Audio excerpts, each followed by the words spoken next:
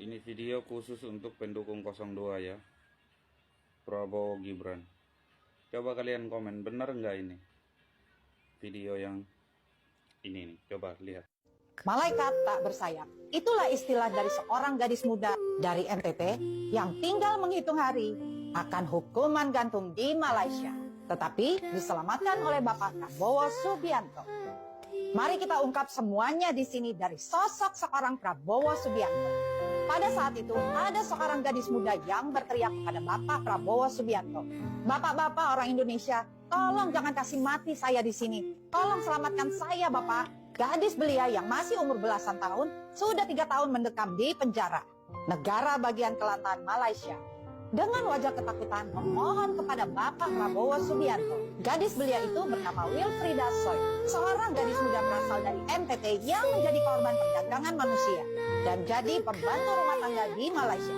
Padahal belum cukup umur, dia ditangkap dan ditahan karena terpaksa harus membunuh majikan, serta divonis hukuman mati tinggal menunggu 9 hari menuju tiang gantungan. Dalam situasi seperti itu, Pak Prabowo sampai meneteskan air mata karena diminta bantuannya untuk menyelamatkan nyawa Wilfrida yang sudah di ujung kerongkongan. Wilfrida juga meminta dibelikan sabun odol dan sikat gigi. Permintaan yang sangat sederhana tapi sangat menggugat jiwa beliau, yang memang sangat peka terhadap penderitaan rakyat jelata. Selama 3 tahun Wilfrida mendekam di penjara Malaysia tidak sama sekali mempunyai uang. Tidak ada keluarga yang mencukup, bahkan tidak mempunyai teman. Pengacara yang disediakan oleh pemerintah Malaysia pun hanya bisa bertemu Wilfrida saat di ruangan sidang. Anak gadis asal Indonesia ini benar-benar sendirian. Tinggal menghitung hari akan menjadi korban TKW Indonesia selanjutnya yang dihukum gantung di negeri orang. Tetapi seorang Prabowo Subianto datang untuk menyelamatkan anak bangsa ini. Apakah Pak Prabowo Subianto dengan hal itu menjadikan bahan sebagai pencitraan?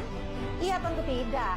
Di tahun 2013, utusan pastor dan gereja Katolik yang sudah kemana-mana memohon bantuan, termasuk kepada Presiden SBY untuk menyelamatkan nyawa Wilfrida. Tetapi saat itu pemerintah menemukan jalan yang buntu. Akhirnya, utusan itu dibawa oleh seseorang yang mengenal Pak Prabowo dan langsung menghubungi para pejabat tinggi dan penasehat hukum di Malaysia. Dan besoknya pun beliau langsung mengontak adiknya yaitu Pak Hasim untuk meminjam pesawat dan terbang langsung ke Malaysia. Beliau menjumpai Sri Muhammad Syafiq, yaitu pengacara termahal di Malaysia. Karena pilu anak bangsanya itu, beliau langsung bertindak cepat. Karena persahabatan internasional Pak Prabowo yang sangat luas, termasuk di Malaysia, beliau bisa langsung berkoordinasi dengan tangan kanan Perdana Menteri Malaysia.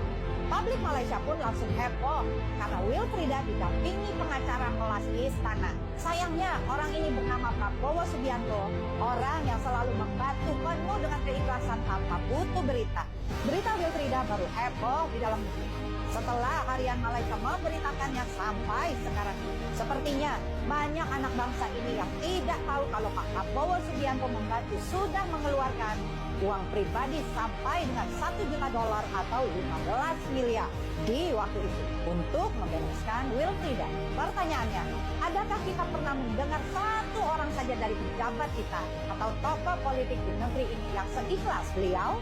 Disinilah saya baru paham apa yang dikatakan oleh almarhum Gus Dur tentang seorang Prabowo Subianto. Kalau orang yang paling ikhlas kepada rakyat Indonesia itu Prabowo. Ikhlasnya seperti apa, Gus?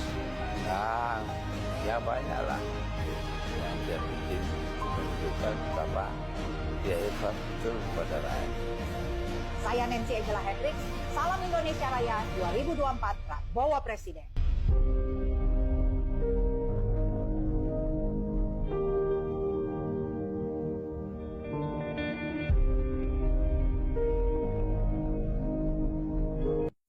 Yang komen pendukung 02 ya, Prabowo Gibran ya, komen ya. Kalau memang benar, pemimpin seperti apa yang kalian mau cari? Salam 2 jari Prabowo Gibran. All in Prabowo Gibran 2024.